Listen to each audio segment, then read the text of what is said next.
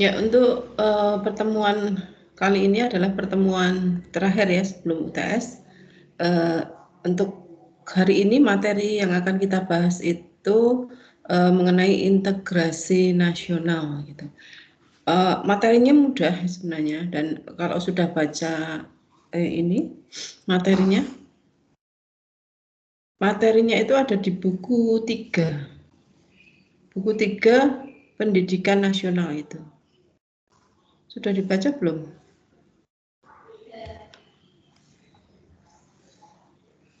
Halo? Saya masukkan filenya dulu.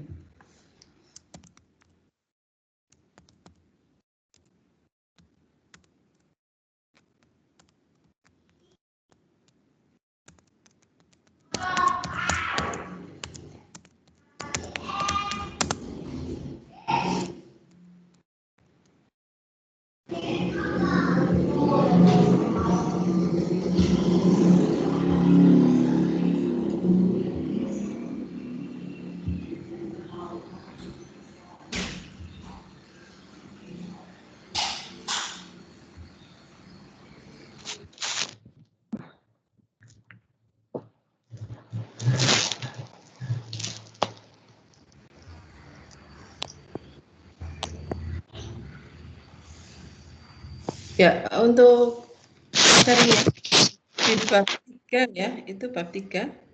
Saya menulisnya salah. Sudah saya upload di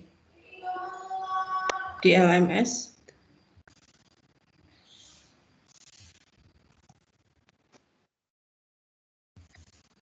PPT-nya juga sudah saya upload di LMS, sama ya, PPT dengan bukunya, nanti bisa dipelajari.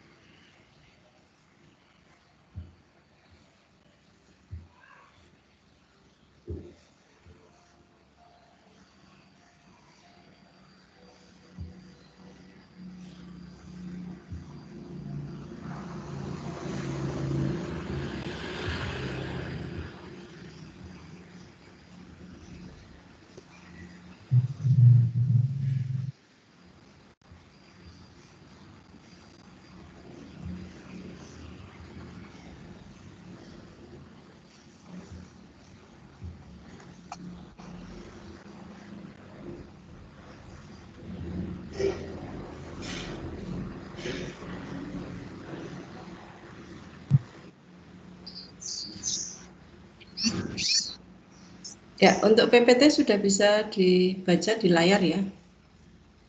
Sudah, Bu. Ya, ini materi kita hari ini.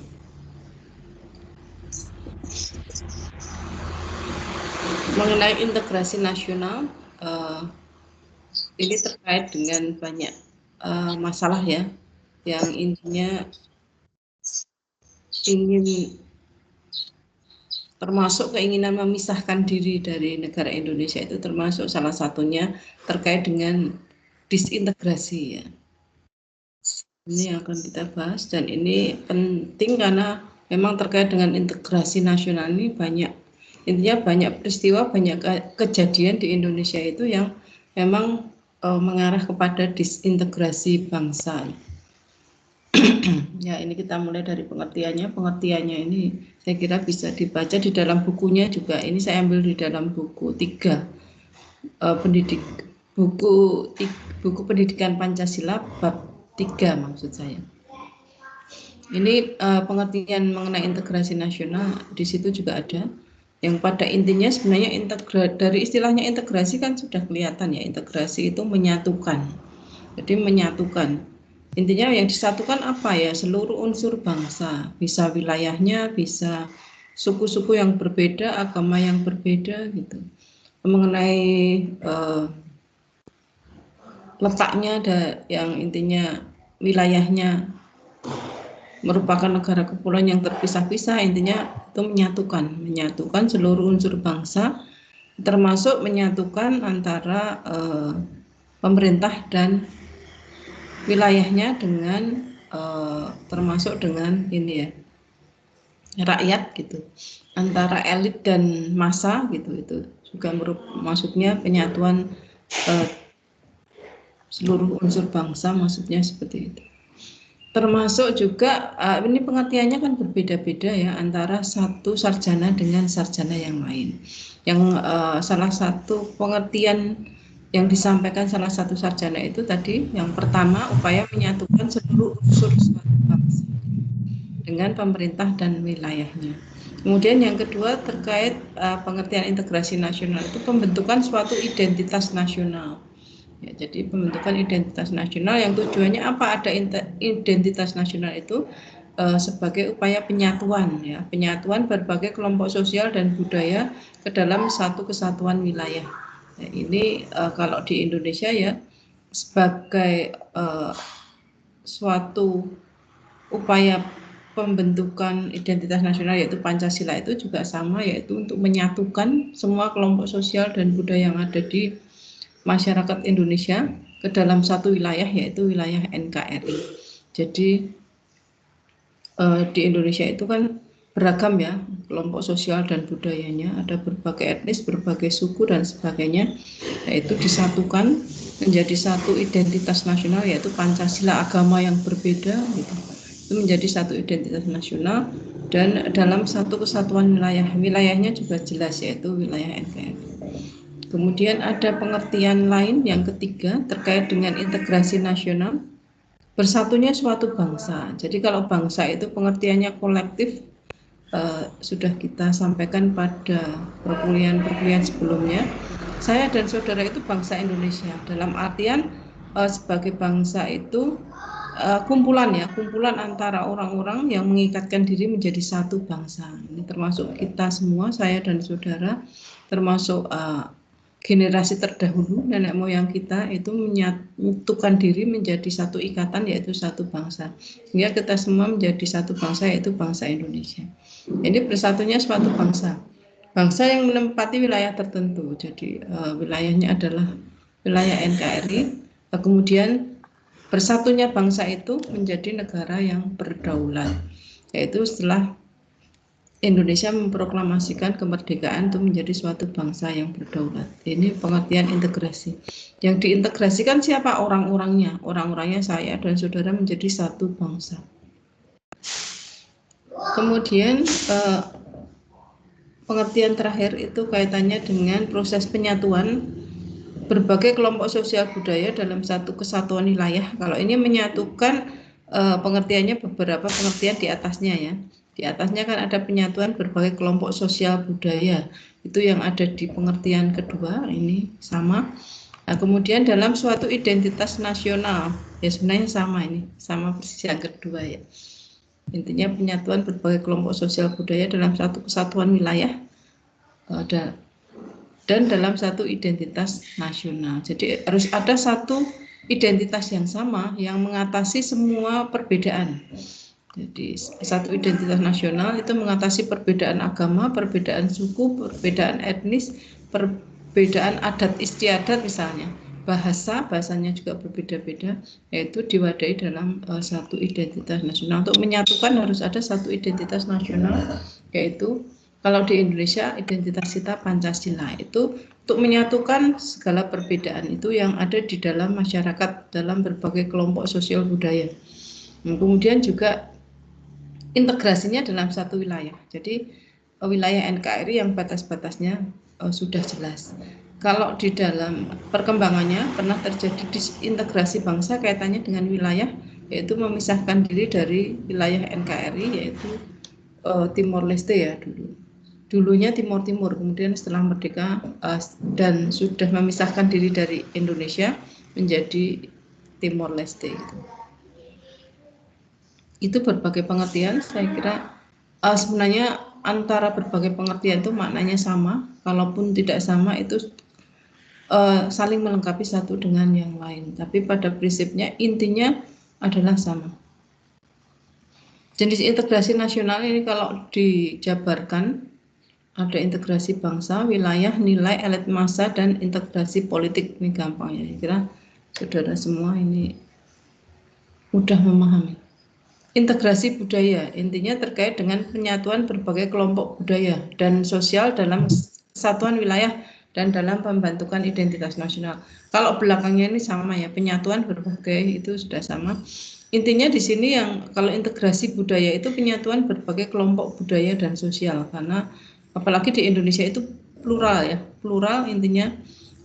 Indonesia itu luas, terdiri dari berbagai suku yang mempunyai budaya yang berbeda-beda gitu.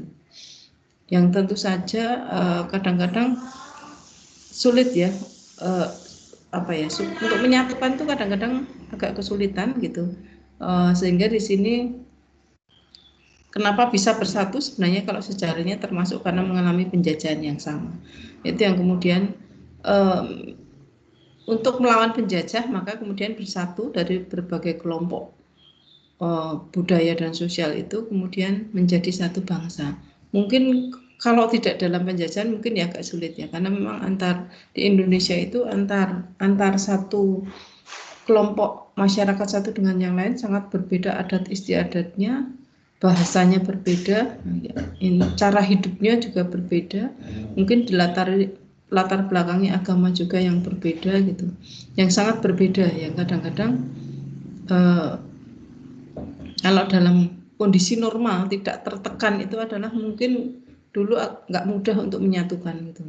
Tapi karena mempunyai nasib sejarah yang sama ketika mengalami penjajahan Belanda begitu lama, kemudian Jepang masuk meskipun sebentar tapi lebih kejam mungkin dari Belanda, ini menyebabkan punya kesamaan nasib menyatukan diri menjadi satu, sehingga yang tadinya berbagai kelompok budaya dan sosial yang berbeda itu menyatukan diri untuk mempunyai identitas yang sama. Tadinya berbagai kelompok budaya dan sosial yang berbeda-beda tadi sepakat untuk mempunyai satu identitas. Jadi yang berbeda tadi diwadai dengan satu identitas nasional, dan semua dari wilayah yang berbeda itu menyatukan diri menjadi satu wilayah juga.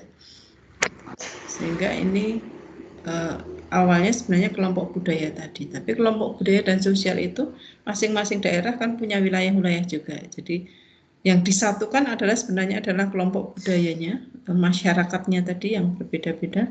Tapi karena masyarakat berada di wilayah masing-masing, sehingga otomatis wilayah kelompok budaya masyarakatnya dan wilayahnya juga menjadi satu. Dan itu disatukan dengan apa? Dengan adanya identitas yang mengatasi semua perbedaan tadi. Wilayah ya sebenarnya kalau ini cuma dipisah-pisah ya sebenarnya satu kesatuan ketika orangnya disatukan, otomatis wilayah di mana orang-orang itu bertempat tinggal yang menjadi satu itu. Tapi ini di breakdown saja. Kalau integrasi wilayah itu menunjuk pada tadinya kan terpisah-pisah ya, maksudnya ketika belum disatukan ya kelompok masyarakatnya tadi, kelompok budaya dan sosial tadi di masing-masing wilayah, ini wilayahnya juga ketika belum terintegrasi terpisah-pisah, masing-masing ya punya penguasa sendiri gitu. Tapi ketika kemudian kelompok sosial budaya tadi mengikatkan diri menjadi satu untuk bersama-sama menjadi satu, maka kemudian wilayahnya juga menjadi satu.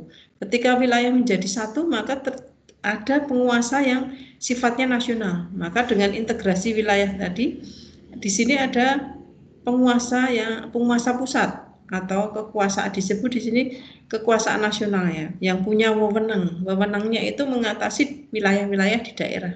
Jadi mengatasi unit-unit kecil yang ada di bawahnya itu. Jadi ada wewenang kekuasaan nasional. Ini integrasi wilayah. Ketika integrasi wilayah intinya bahwa kemudian ketika wilayah-wilayah di seluruh Indonesia itu, kalau ini Indonesia ya, menyatukan diri, maka harus ada satu penguasa nasional yang intinya membawai semua wilayah tadi. Maka ini dikatakan integrasi wilayah. Pada poinnya adalah menunjuk pada pembentukan wewenang kekuasaan nasional pusat ini. Karena nggak mungkin kan tiap daerah itu tetap dengan penguasanya sendiri-sendiri gitu. Ketika wilayah itu bersatu ya harus ada kekuasaan nasional pusat. Kemudian integrasi elit massa, ini kaitannya dengan hubungan antara pemerintah dan yang diperintah gitu. Jadi ada integrasi antara pemerintah, intinya penguasa dengan yang dikuasai, atau intinya di sini kalau yang atau diperintah ini adalah kita masyarakat biasa ya, masyarakat biasa atau rakyat gitu, dengan penguasa. Ini harus ada integrasi. Kalau nggak ada integrasi apa jadinya? Ya masyarakat memberontak gitu. Ini terjadi juga ketika zaman dulu kerajaan gitu. Harus ada integrasi antara pihak kerajaan sebagai penguasa dengan rakyatnya. Ketika rakyatnya dan pihak kerajaan sebagai penguasa kalau zaman dulu tidak ada integrasi, ya ada pemberontakan. Rakyatnya kemudian intinya banyak yang berusaha untuk memberontak dan atau mengambil alih kekuasaan misalnya seperti itu. Atau ketika terjadi pemberontakan ya justru menghancurkan kerajaan itu sendiri. Demikian juga dalam konteks negara gitu. Harus ada kesatuan atau integrasi, penyatuan atau integrasi antara penguasa dengan rakyatnya gitu. Sehingga ketika itu ada integrasi, maka menjadi kuat. Intinya satu kesatuannya kuat. Intinya untuk menyatukan apa ya? Aspirasi dari masyarakat itu disatukan dengan aspirasi dari penguasa yang disebut dengan kelompok elit. Jadi maksudnya elit massa ini, kelompok elitnya adalah penguasa atau pemerintah, kemudian massa ini adalah masyarakat atau rakyat. Nah itu aspirasi-aspirasinya harus disamakan gitu. Ketika kemudian penguasa kelompok elit ini berjalan sendiri, meninggalkan masyarakat, tidak menampung aspirasi masyarakat ya, tidak ada penyatuan atau integrasi antara penguasa dan yang diperintah. Nah ini akan membahayakan karena masyarakat akan mudah apa ya, ya mudah. Jadi intinya mudah muncul nantinya adanya pemberontakan. Meskipun dalam konteks negara sekarang itu agak kecil ya, gitu. Karena apa? Karena ada undang-undang terkait dengan subversi ya, nanti kena subversi itu. Tapi kalau intinya kalau terjadi suatu apa ya, suatu kekuasaan yang sangat kejam ya dimungkinkan gitu. Kemudian terjadi pemberontakan yang besar. Intinya karena nggak ada integrasi antara penguasa sebagai kelompok elit dan massa yang diperintah. Integrasi nilai. Jadi nilai-nilai di dalam masyarakat kita kan terdiri dari berbagai macam masyarakat yang plural, yang intinya berbeda-beda. Sukunya berbeda, agamanya berbeda, adat budayanya berbeda, bahasanya berbeda, dan kadang-kadang masing-masing punya nilai-nilai di dalam masyarakat itu yang berbeda-beda. Ya. Nilainya banyak di dalam masyarakat, sangat berbeda-beda. Tapi kemudian harus ada kesepakatan bahwa ada kesatuan nilai, ada kesatuan nilai-nilai yang kemudian nilai-nilai itu dijadikan sarana untuk intinya mengatasi semua perbedaan ya, adanya nilai yang ada di dalam masyarakat sehingga dapat disebut memelihara tertib sosial gitu. Nilai-nilai dulu pernah kita sampaikan ya di dalam pertemuan sebelumnya, misalnya ada nilai vital, nilai kerohanian, nilai materi dan sebagainya. Dan masing-masing orang itu kan atau masyarakat, kelompok masyarakat tentu punya nilai-nilai yang berbeda gitu. Dan ini harus ada integrasi kaitannya dengan integrasi nilai. Jadi ada kesepakatan kita semua masyarakat seluruh Indonesia untuk punya kesepakatan nilai-nilai yang digunakan bersama dan untuk tujuan bersama. Dan nilai-nilai itu yang diambil oleh Soekarno yang kita bahas berkali-kali menjadi Pancasila tadi, nilainya seperti nilai ketuhanan, kemanusiaan dan seterusnya itu termasuk konsensus terhadap nilai. Nilai itu yang kita gunakan untuk mencapai tujuan bersama. Di sini disebutkan untuk memelihara tertib sosial. Ya, tingkah laku. Ya, kalau punya pedoman, punya satu identitas yang sama, kemudian ada penyatuan nilai tadi, yaitu sebenarnya itu menjadi pedoman untuk bertingkah laku gitu. Kalau itu pedoman untuk bertingkah laku kita laksanakan, ya itu sebenarnya sudah ada integrasi tingkah laku gitu. Tapi di sini kan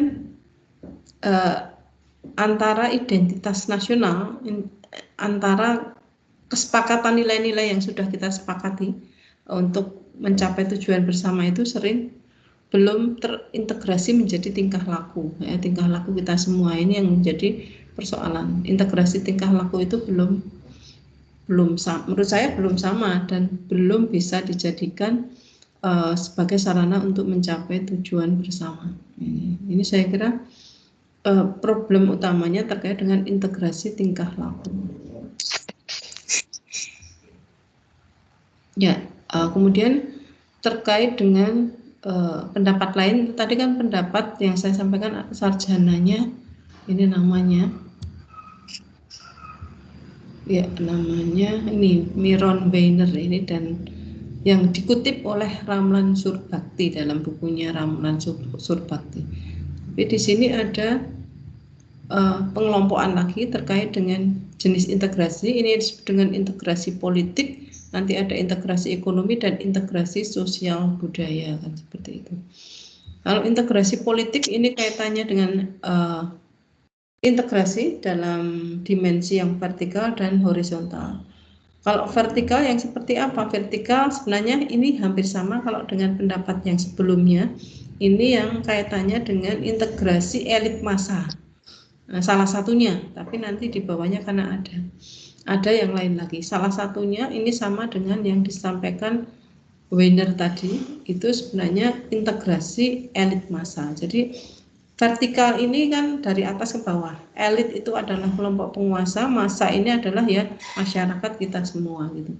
Antara elit politik dan dengan massa pengikutnya, ya massa pengikutnya itu kita semua atau masyarakat biasa, atau antara penguasa dan rakyat, itu intinya ada kesatuan ya, ada kalau ada perbedaan intinya ada yang menjembatani sehingga intinya kemudian antara elit dan massa itu menjadi satu kesatuan. Meskipun ada perbedaan tetap ada sarana yang kemudian menyatukan. Intinya penyatuan antara elit dan massa itu mengatasi perbedaan-perbedaan yang ada. Gitu. Karena di dalam hidup itu pasti ada perbedaan itu. Tapi bagaimana upaya untuk mengatasi berbagai macam perbedaan itu ini sehingga tetap integrasi politiknya tetap jalan, terutama integrasi politik yang vertikal ya, antara penguasa dengan massa yang atau masyarakat yang diperintah gitu. Ini integrasi politik yang bersifat vertikal. Ini sama dengan yang disampaikan Weiner tadi, integrasi elit massa. Tapi untuk integrasi politik ini selain vertikal, ini sebenarnya ada yang integrasi politik yang berdimensi horizontal. Ini terkait dengan kalau horizontal kan sejajar ya. Jadi hubungan antara masyarakat ini antar suku, antar umat beragama, kemudian juga antar daerah.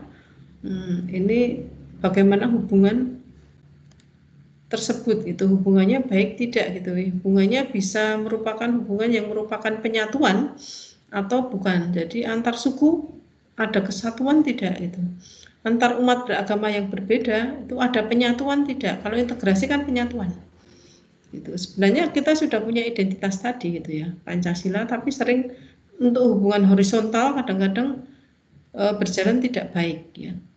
Ini semua tergantung dari dinamika kehidupan bernegara ya, kadang-kadang nggak sama. Antar umat beragama dalam suatu masa atau dalam suatu kurun waktu tentu kadang-kadang hubungannya tidak baik. Maka kaitannya dengan integrasi politik secara horizontal, kaitannya dengan hubungan antar umat beragama itu kurang baik. Ini nanti kalau terjadi seperti ini ya, mengancam disintegrasi, perpecahan-perpecahan gitu.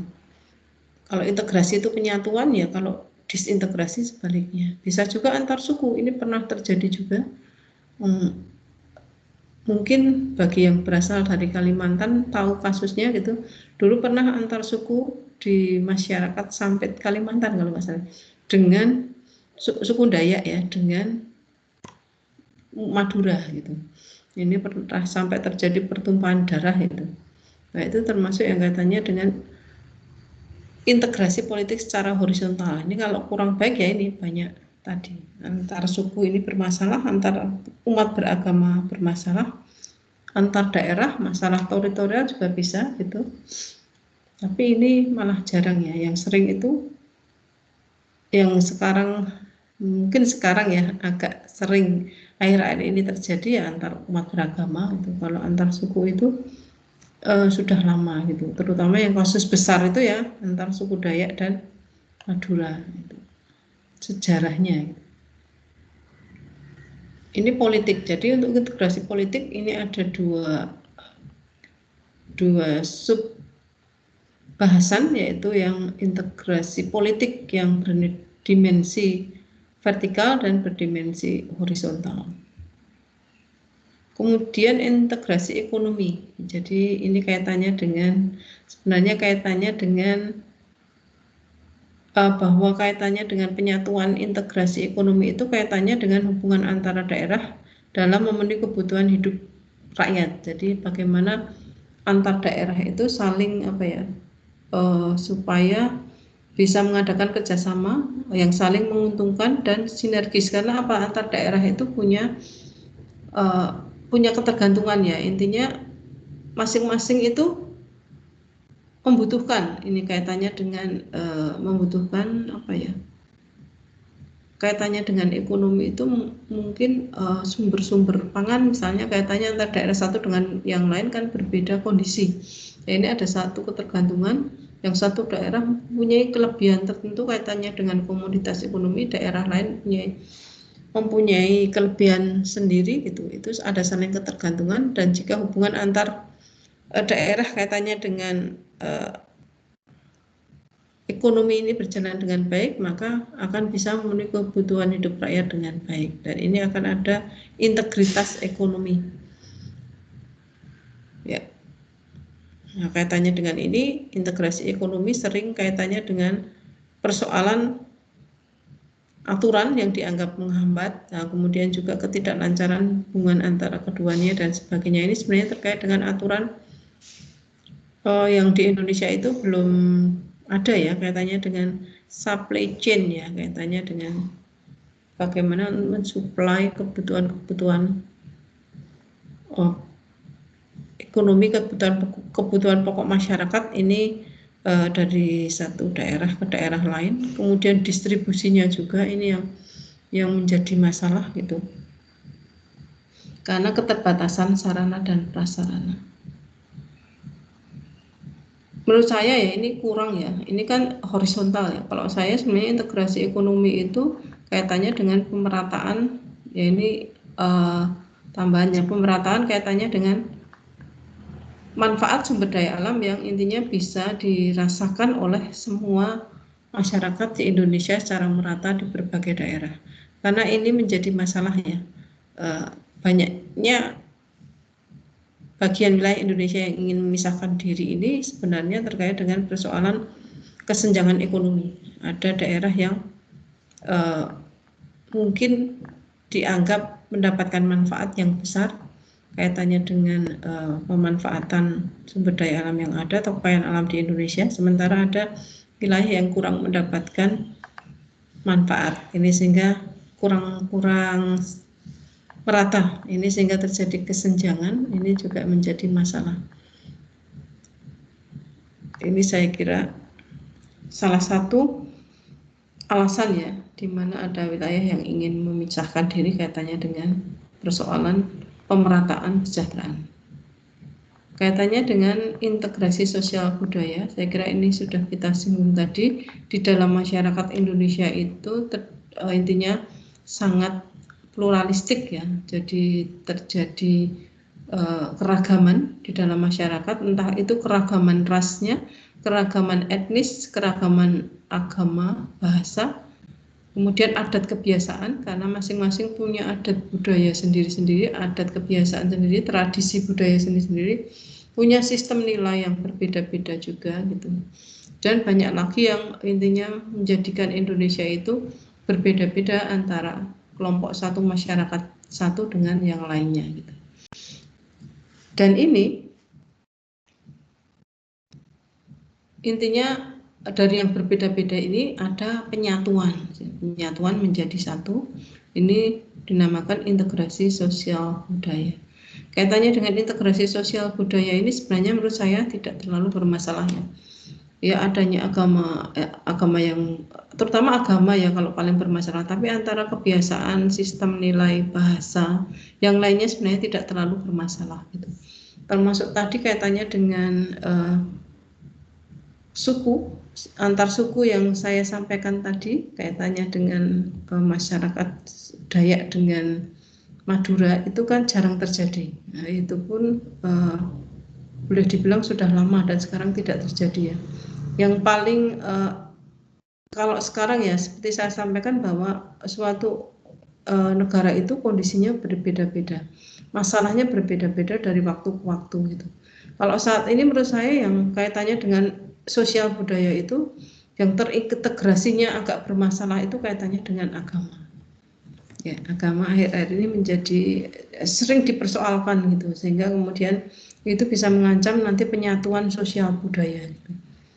Nah ini kalau mengancam integrasi sosial budaya nanti kedepannya itu ya sulit, karena kalau ada disintegrasi untuk membawa negara ini menjadi negara yang menuju kemakmuran itu ya susah gitu kalau banyaknya disintegrasi, termasuk disintegrasi di dalam masalah agama gitu.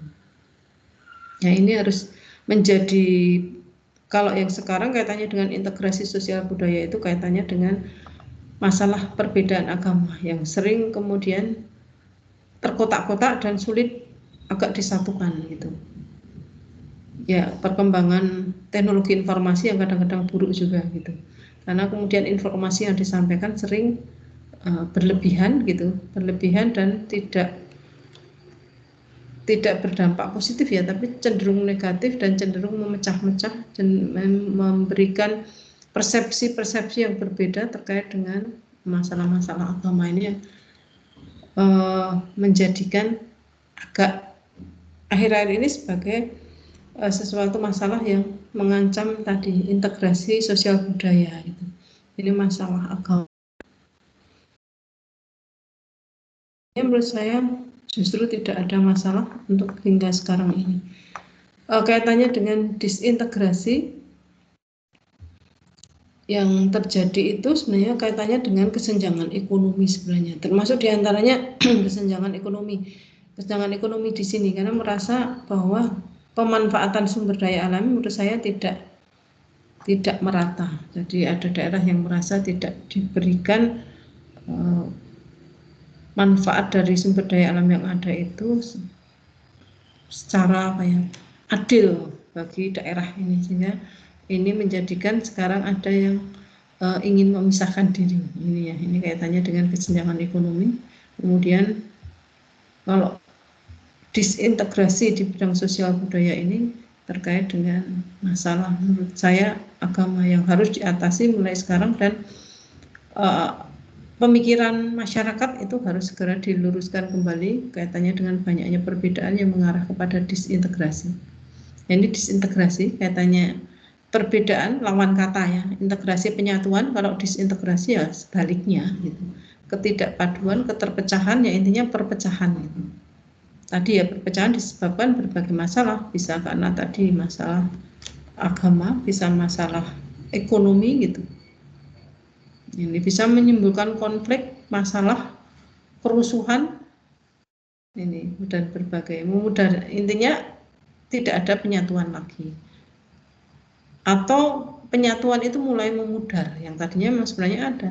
Seperti penyatuan agama kan sebenarnya tetap ada ya, integrasinya ada, tapi memudar gitu karena masalah-masalah tertentu. Dipengaruhi juga dari luar, karena memang kadang-kadang dari luar itu menggunakan satu orang tertentu gitu, yang kemudian dijadikan sebagai figur untuk integrasi yang sudah baik selama ini supaya menjadi disintegrasi, menjadi pudar ya, kesatuannya, penyatuannya, integrasinya menjadi pudar. Ya ini disampaikan hanya beberapa contoh saja disintegrasi ya. Kerusuhan, tawuran, perkelahian, pertentangan fisik ya, semuanya ini kalau disintegrasi nanti ujungnya seperti ini gitu. Apapun sebabnya ya, bisa juga karena agama, bisa juga karena kesenjangan ekonomi atau yang lainnya, atau aspirasi tadi, disintegrasi antara penguasa dan massa yang tidak sejalan. Nah, sehingga banyak kemudian demonya menjadi demo yang tidak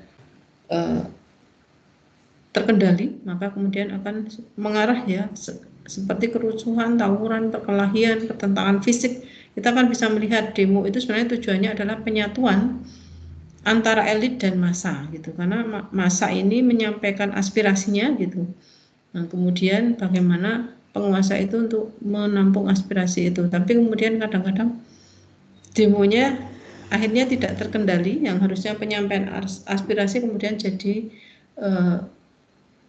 pertentangan fisik ya, bisa memukul, melempar batu dan sebagainya, pertentangan fisik, perkelahian dan sebagainya.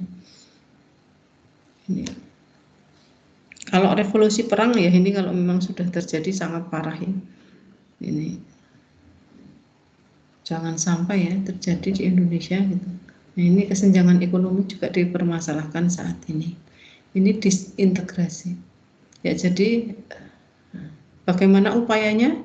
Ya, upayanya intinya banyak hal yang bisa kita lakukan yang kaitannya dengan upaya untuk mengatasi disintegrasi, terutama dari mental kita semua, intinya supaya kita itu memahami nilai-nilai Pancasila kemudian mengamalkannya. Kalau kita sebenarnya kuat di situ, apapun ancaman yang ada bisa diatasi.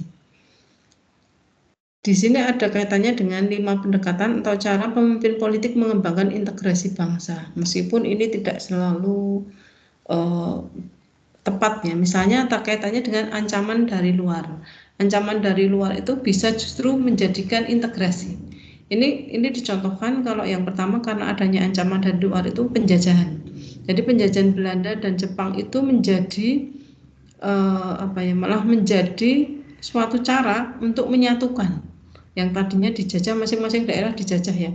Nah, kemudian karena sama-sama mengalami nasib yang sama dijajah, maka kemudian ada cara, maka itu dijadikan cara untuk menyatukan. Maka kemudian seluruh daerah di Indonesia, seluruh kelompok masyarakat yang ada di Indonesia menyatukan diri, ada penyatuan dan melawan penjajah bersama-sama.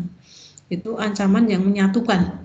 Kemudian setelah merdeka, kan jadi merdeka, ada penyatuan jadi merdeka. Setelah merdeka, Belanda sebenarnya mau kembali lagi, ya. Makanya ada perjanjian Renville dan sebagainya itu setelah merdeka ya. Tapi kemudian ada penyatuan lagi, jadi seluruh bangsa Indonesia bersatu lagi melawan, sehingga tidak bisa ketika kembali lagi ya nggak bisa. Itu ancaman luar tapi bisa menyatukan gitu. Itu contoh yang karena penjajahan. Tapi kalau sekarang ancaman dari luar itu belum tentu menjadi sarana untuk menyatukan, karena ancaman dari luar sekarang bentuknya banyak sekali dan berbeda-beda. Contohnya terorisme, saya kira itu juga pengaruh dari ancaman dari luar ada. Karena kadang-kadang didanai, kadang-kadang juga memang sudah diskenario dari suatu kelompok di luar negara kita atau negara lain mungkin gitu. Narkoba itu juga suatu ancaman sebenarnya dari luar, kadang-kadang memang sengaja dimasuki itu. Dan ini kan sulit untuk justru untuk menyatukan di sini juga sulit gitu, tidak bisa, nggak mesti ya. Kalau saya adanya ancaman dari luar itu tidak mesti kemudian bisa menyatukan, apalagi zaman sekarang dengan kemajuan yang sekarang ini, bentuk ancaman dari luar itu sangat beragam gitu. Tapi ini memang pendapat orang gitu, adanya ancaman dari luar tapi menyatukan, itu contohnya kaitannya dengan penjajahan tadi. Gaya politik kepemimpinan ini gitu. Ini ancaman dari luar tadi sudah kita sampaikan gitu. Gaya politik kepemimpinan itu tergantung pemimpinnya seperti apa gitu. Intinya kalau pemimpin yang karismatik, sangat dicintai rakyatnya, kadang-kadang semua sama-sama mencintai, itu menyatukan gitu. Ini kan kalau di Indonesia menurut saya ya nggak tahu ya, menurut saudara gitu, bagaimana, apakah ada pemimpin yang bisa menyatukan rakyatnya memang sehingga menjadi betul-betul persatuannya kuat gitu, mulai dari kepemimpinan yang pertama sampai yang terakhir Gitu. Kalau Soekarno itu ketika menyatukan ketika belum merdeka. Sampai kemudian proklamasi memang Soekarno punya karisma dan dicintai dan bisa menyatukan. Tapi ketika jadi presiden, tapi kemudian juga menurut saya gaya politik kepemimpinan tidak menyatukan, tapi juga banyak friksi, banyak yang intinya terjadi perbedaan-perbedaan gitu. Ya, jadi pemimpin ternyata sulit ya. Menjadi pemimpin yang karismatik, dicintai semuanya, saya kira ini sulit. Soekarno pun setelah merdeka jadi presiden juga ternyata belum mampu seperti itu gitu. Dia bisa menyatukannya seluruh bangsa Indonesia bersatu untuk merdeka. Kalau itu jelas Soekarno bisa mempunyai kemampuan untuk itu. Bahkan di akhir kepemimpinannya saja kan tidak ini ya, tidak bagus sejarahnya dan ceritanya gitu, kaitannya dengan Soekarno. Apalagi kepemimpinan berikutnya dan sampai sekarang gitu. Jokowi juga demikian, terjadi banyak friksi di tingkat bawah, pendukung dan bukan pendukung belum bisa mempunyai gaya kepemimpinan yang betul-betul menyatukan semuanya. Ya, ini kekuatan lembaga politik seperti birokrasi, juga mungkin parpol sebagai lembaga politik, bagaimana kemudian bisa menciptakan masyarakat yang bersatu. Ini saya kira juga belum, kekuatan lembaga politik saya kira malah belum. Lah ideologi kita juga belum. Kita kan ada ideologi kita Pancasila. Harusnya Pancasila itu mengatasi semuanya, bisa mempersatukan masyarakat Indonesia. Tapi masyarakat Pancasila kadang-kadang kalah dengan yang lainnya gitu. Harusnya bisa mengatasi masalah perbedaan agama, ternyata ya untuk saat ini saya kira malah mungkin boleh dianggap ya Pancasila itu menjadi sesuatu yang tidak familiar untuk masyarakat Indonesia gitu, tapi lama-lama menjadi sesuatu yang asing gitu, seperti tidak kenal gitu.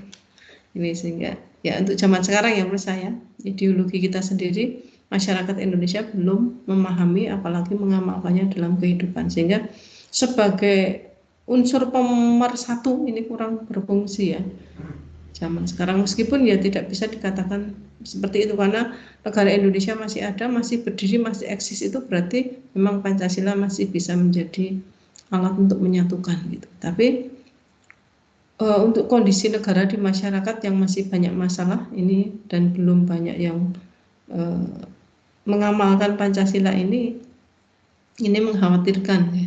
Intinya kedepannya ini kalau tidak segera dibenahi gitu ya, sebenarnya dimulai dari kita sendiri, termasuk kaitannya dengan mata kuliah ini, tujuannya sebenarnya seperti itu. Itu kedepannya semakin luntur, semakin hilang. Ini takutnya kalau ideologi ini digoyang, apalagi nanti bisa digantikan negara bubar ya, bubar aja, bisa jadi menjadi negara baru yang lainnya, atau memang intinya Indonesia itu sudah nggak ada ya, karena melekat dengan ideologinya. Selama ideologinya ini masih ada, masih kuat ya, Indonesia itu ada. Kalau ini sudah ideologinya sudah ganti ya bukan Indonesia lagi kan, seperti itu.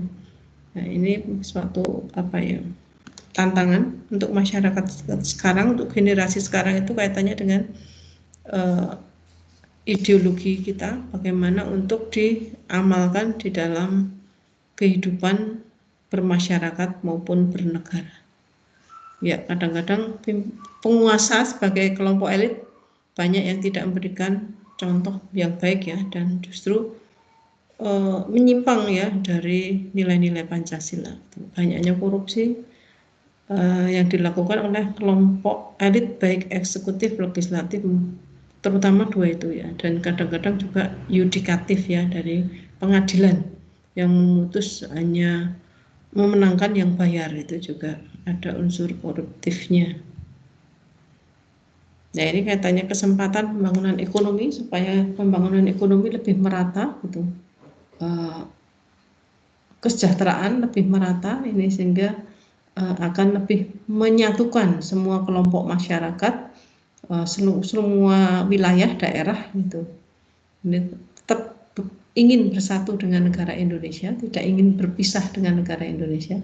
Ini adalah kesempatan pembangunan ekonomi, karena ini termasuk salah satu sekarang yang ada kelompok-kelompok yang ingin memisahkan diri. Ini kaitannya dengan ketidakadilan.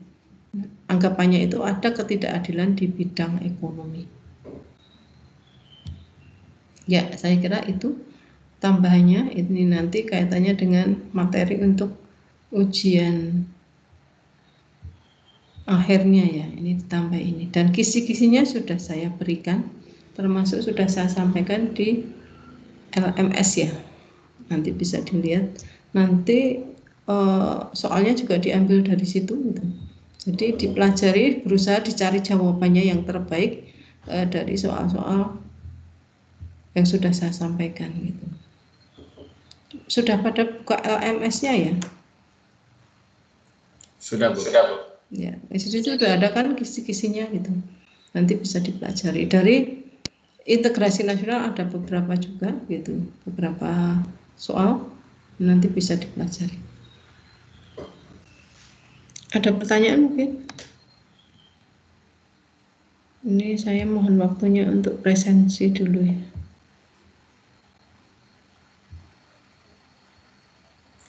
Bu, saya mau bertanya soal kisi-kisi.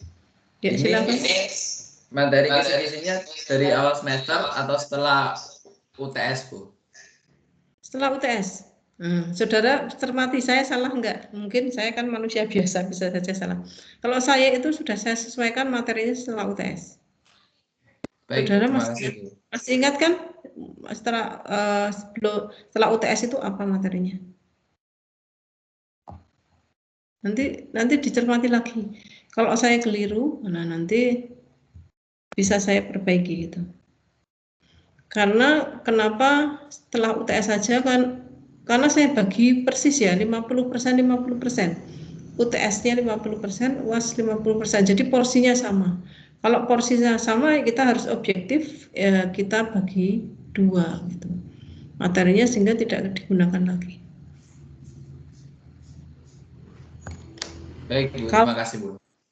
Ya, kalau saya mengulang lagi sebelum UTS, nah berarti porsi daripada ujian akhirnya lebih besar. Jadi seperti itu, bisa 70% misalnya seperti itu. Tapi mau saya maksudkan supaya proporsional ya, sama gitu. Seimbang antara nanti prosentase nilai itu gabungan antara UTS dan UAS itu prosentasenya sama. UTS 50%, UAS-nya 50% jadi 100% gitu. Ya, ini yang Lois ini sudah ada ya. Bima Hardika Tama. Halo? Bima Hardika Tama. Ini dari kemarin nggak masuk ya? Kristina apa? Hadir, Bu. Tarsisius Paringa. Hadir, Bu. Ruben Benardi. Hadir, Bu. Natasha Anugrah. Hadir, Bu. Benedict Jensen. Hadir, Bu. Alvin, tadi ada yang pertama kali masuk ini, Alvin, Adi Christian. Ya, Bu. Hadir, Bu. Fernando Jordan. Fernando Jordan. Fernando itu minggu yang lalu juga nggak masuk ya. Maria Della. Biasanya kedengaran suaranya, Hadir, Bu. Mbak. Martina Kristi. Hari ini saya diam, Bu. Iya, nggak apa-apa. Martina Kristi? Nggak ada ya? Hadir, Bu. Oh, hadir, sorry. Terukan dulu. Gabriela Natasha. Gabriela Natasha Maharani. Halo? Kemarin nggak ada juga ini. Rika Setiawati. Hadir, Bu. Modestus Nathaniel. Namanya bagus, panjang. Modestus Nathaniel Rajendra Pramuditya. Ini kalau ujian tulis namanya lama. Albertus Yan Ryan Mulyadi Putra. Albertus Yan Ryan Mulyadi Putra.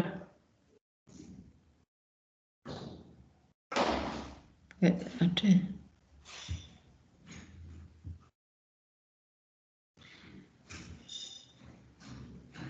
Jonathan Fandi. Jonathan Fandi Devan ya ada. Benedictus Mikael Alagan. Saya Bu, hadir Bu. Desto Samro. Hadir Bu. Marcelinus Fristio Ivan Zaverin. Hadir Bu. Diva Maharani Ningtyas. Hadir, Bu. Dava Ardani. Hadir Bu. Rati Esther Kaki Sina. Hadir Bu. Richard De Amora Soda. Richard De Amora Soda. Ini dari kemarin juga nggak hadir. Prajna Ricardo Putra. Ini kayaknya nggak ada ini. Ini yang keluar ya. Prajna Ricardo Putra.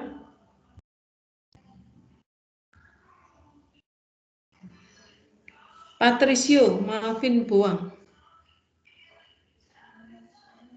Patricio Malvin Boang.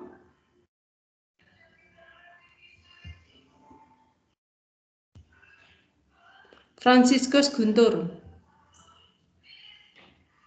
Franciscus Guntur Wicaksono.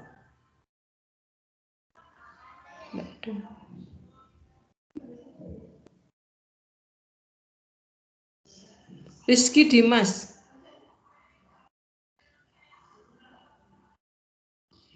Halo, Rizky Dimas Agung. Ada juga. Kok banyak yang nggak ada deh. Piranata Albertus. Hadir Bu.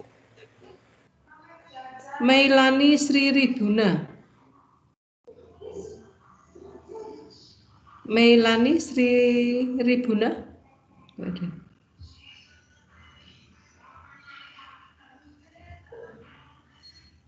Hans Timothy ini sudah keluar ya? Iya Bu. Erik ini juga keluar. Erik ada ding ya? Erik, halo. Udah keluar juga Bu. Oh iya.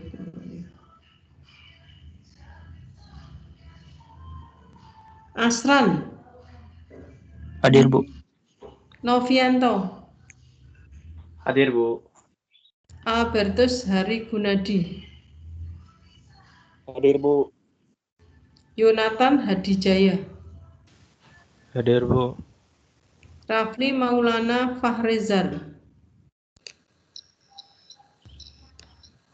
Hadir Bu. Teresia Fatika Sejabat. Hadir, Bu. Imam Lewi Silalahi. Hadir Bu. Friska Febola. Hadir, Bu. Niputu Sukma Lian Dewi. Hadir, Bu. Sukma Iva Frederick. Hadir. Dominikus Ivan Hendiantoro. Hadir Bu. Sang Putu Hendra Aditya Jyoti. Hadir Bu. Irena ini sudah mengundurkan diri. Krismada. Hadir Bu. Raihan. Raihan ini minggu yang lalu nggak ada ini juga. Nggak ada ya Raihan. Saya ulangi yang tidak hadir saja. Lois Jessica ini memang dari minggu ke minggu nggak ada. Bima Hardika Tama.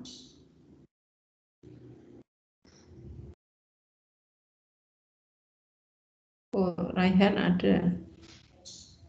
Oke, Raihan hadir ya, sudah tak betulkan hadir.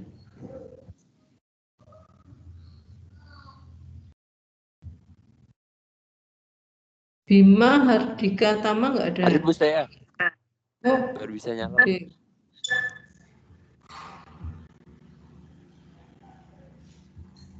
Fernando Jordan.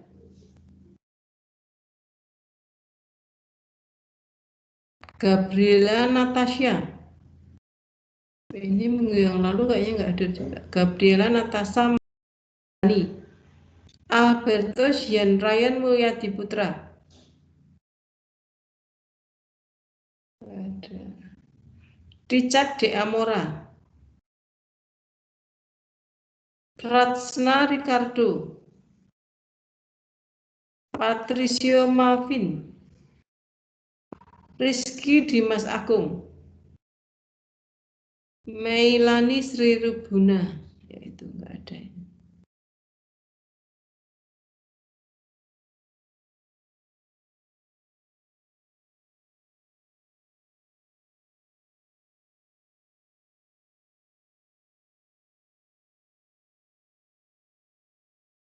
Saya kira nggak ada catatan lain ya. Yang ngecat gitu. Tadi cuma Raihan kayaknya. Yang lainnya nggak ada ya.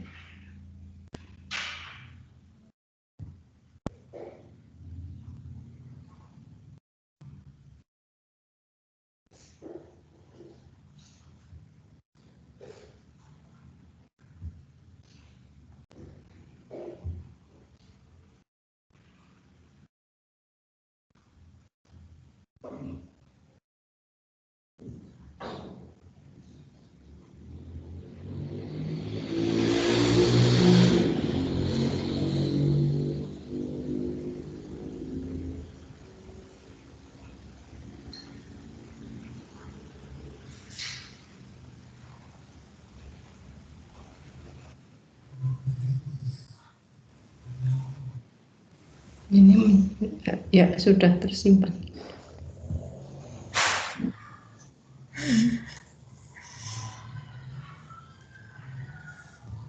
Ya, ada pertanyaan mungkin? Kalau tidak ada, saya kira bisa kita cukupkan sekian ya. Terkait dengan UAS, ada yang disampaikan? Ya, kalau tidak ada sudah jelas ya. Tadi ada yang menanyakan. Siapa tadi yang menanyakan? Kaitannya dengan materinya adalah setelah UTS gitu. Materi untuk ujian akhir semesternya dan terakhir ini materinya yang kita bahas pada hari ini.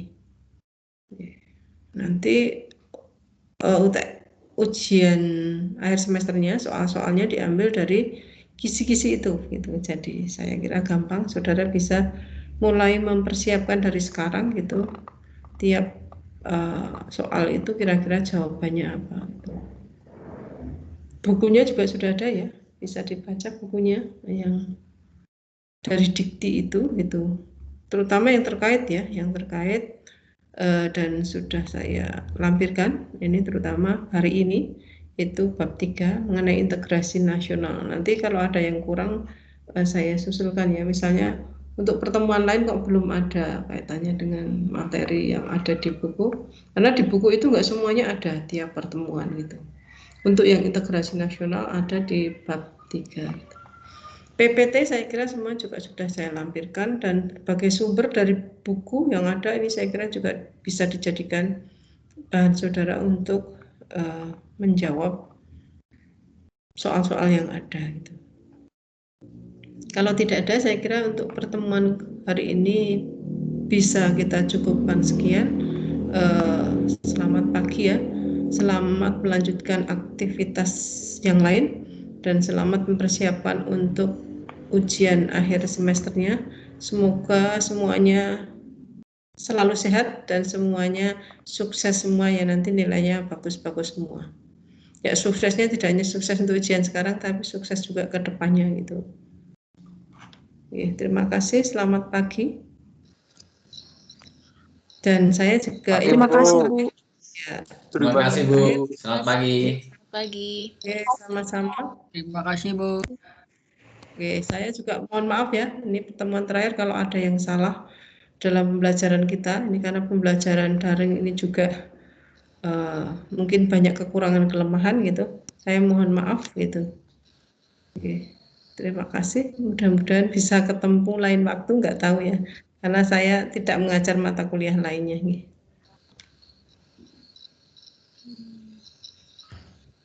Sebentar sebelum saudara keluar, ini saya